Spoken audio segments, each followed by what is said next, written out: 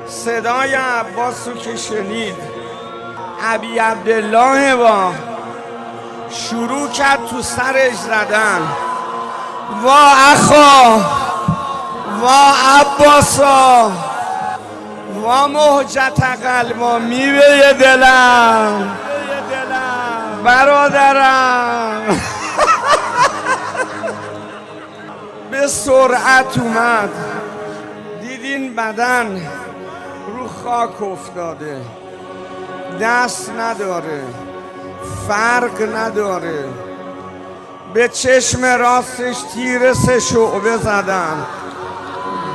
یه مرتبه داد زد الان انکسر ظهری و قلت حیلتی و شمت بی عدوی.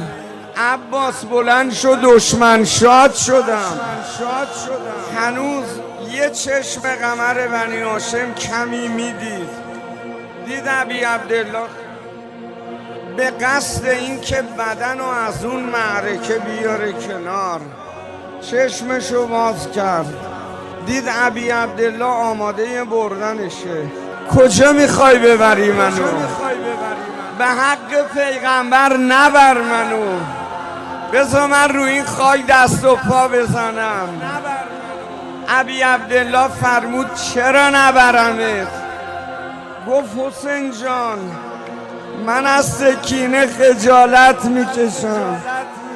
من بهش گفتم برای بچه ها آب میارم، منو نبر.